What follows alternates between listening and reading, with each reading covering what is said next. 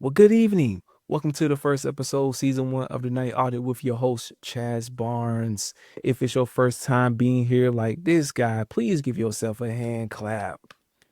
Hand claps. And hopefully it's not your last time being here, because if it is, I'm going to be terribly pissed. I'm already trying to audit things. I'm already trying to get things better, and I can't even keep people here.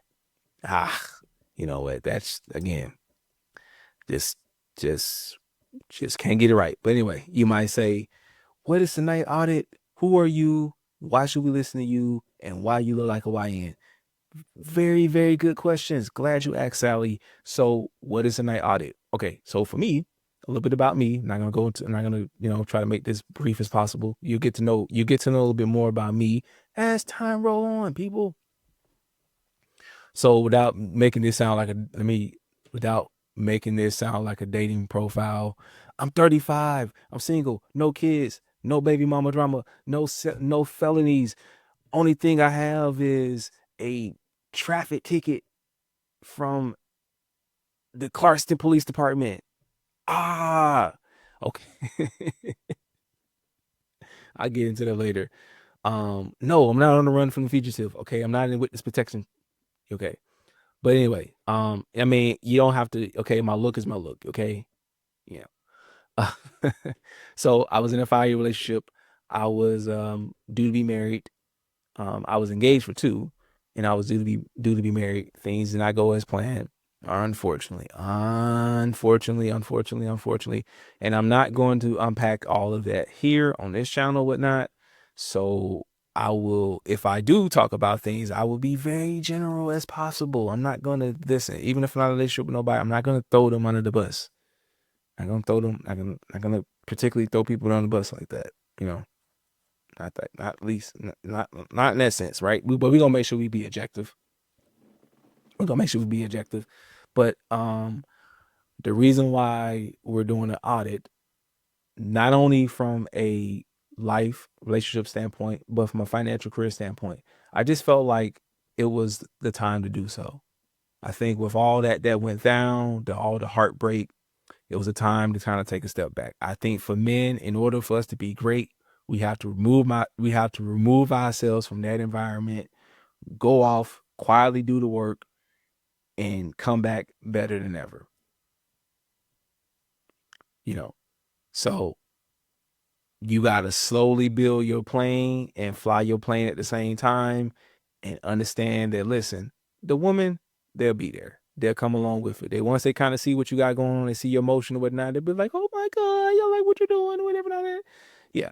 So so we're not necessarily worried about, do I think about that stuff? Sure. I think about it more in the sense of like, what would I do differently? There's some things I will continue to do, and there's some things that I'll be like, hey, I do that. I could probably do that a little bit better, do it different. Cause listen, peeps and ladies, I got complacent, got a little complacent, got a little comfortable in my relationship, whatnot. And when you by yourself, you take an audit, you take a look at yourself, you be like, you know what? Might need to fix some things, change some things up for you. Do it for you. Don't just do it for the other person or whoever the new person is. Do it for you. Do it for you. Do it for you. So one of my main things is growing my relationship with God, getting closer with God. Because oftentimes enough, we find God. We don't know how to find God when things are going good. We find God when things are going bad. At least most of us.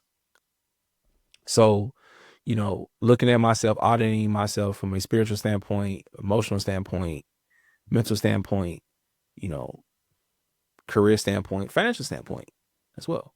So yeah. Also I moved back in with my mom. So that's another thing as well. So I just took it as an opportunity to try to spend a little bit more time with my mom, because we've spent a lot of time, but not as much time as we would like to have. And I think that, when you be in a relationship with not, you get bogged down, especially with a lot of wedding planning was happening, plowing through. Also, my mom had a couple of tragedies that she suffered in 2024, and she's still very much grieving. I can, whenever she speaks about it, she talks about it, I can definitely hear it.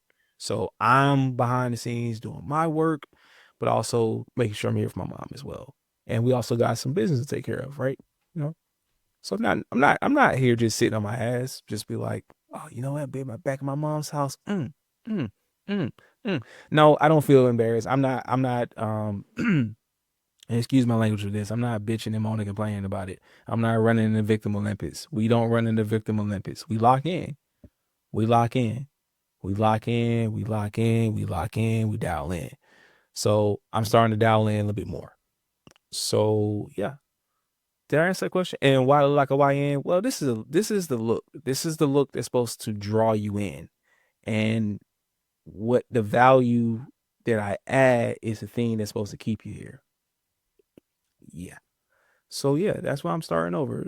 Starting over because I think things got out of hand, and even from a not just from a relational standpoint, but from a financial standpoint, there was a lot of different things that went on, and people we was I mean, it was nothing that neither one of us was aware of. Like we was aware of, like, hey, we got debts, we got this, but you know, from the financial standpoint, couldn't really get on page with certain things. And that's the thing about when you are trying to become one. Follow me on this, peeps and ladies. When you be trying to become one, right? You're single for a long time. I know y'all, people date. I date this person, this. Remember, I say you're single till you married. So you do so for a long time. You do a lot of the things by yourself. So when you get with somebody and when they do something, you looking at it like, I don't understand that. What's happening? And then say like the guy, man, this tripping. She's this girl tripping. I don't get her, whatever, and all that. Well, you know what? You're two different people on purpose. So you gotta learn how to communicate with one another. And you can't stonewall one another at all. So you got to know how to reconcile things immediately. So I'm learning that and as I'm auditing, I mean, my season of auditing, I'm also looking at those processes as well. Yes, it takes two. It's not just one person. It takes two. So that's another reason why I'm resetting, because I know what I want. I know what I want. I know what I'm looking for. So I'm not in that phase anymore. Like, well, I think I won't. I die. Well, nah. I know what I want and I'm looking for. I, based off where things were going at that time, don't think it was a good idea to go through with that, because I don't believe in just being married just for the sake of being married. No, no, no, no, no, no, no. I believe becoming one and become equally yoked. And people who are of the faith, what I'm talking about. So you can't you even if you're single, you get to a point where you just can't, like, do things on your own. You can't lean to your own understanding and your own strengths only. So but yeah, so yeah, we just yeah. So it's a nice, I look at it like it's a success story at the end of it, and it's all part of the journey. You know, I'm a man. I don't have to always have to be a superhero. It's like I'm a human. I'm a fall short. I'm gonna fall short, and but it's been able to, like, come back to it. So nobody never said that if you fall off the horse that you can't get back on the horse. So get back in the race and get back in the fight. So, just run my race. So, that's one of the reasons, like I said, why I restarting over. I just felt like it was just a really, the more I go, the more I'm here, the more I look around, I'm like, okay, hey, I'm very grateful and being thankful to be here. And I'm allowed to do this. And I'm not making it anybody else's problem. Now, I'm not gonna say when I first moved in here I didn't have any. There was few, trigger happy moments or whatnot, but since then, starting to kind of, I have my objectives, I have my agenda, and I'm starting to execute those things. Starting to execute on it. Some things are multi-year, others are like, okay, hey, what can I do? We're 6 months in. what have we done? What can we be doing in the next 6 months as well? Like I said, spend more time with mom as well. She's getting a little bit older. And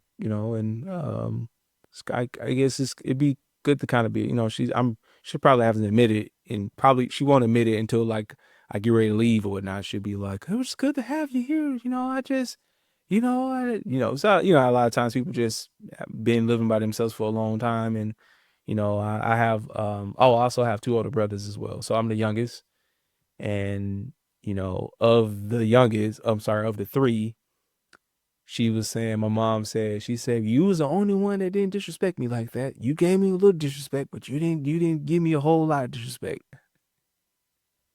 So, I guess God gave you that golden ticket. I was like, okay, yeah. But yeah. So, what I ask peeps, what I mean?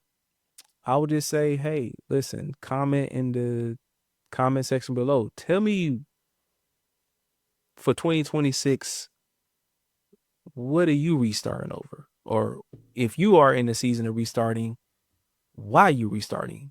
You know, and I'd like to get your feedback, and y'all might give me some feedback and tips and tricks and how to navigate through this space as well.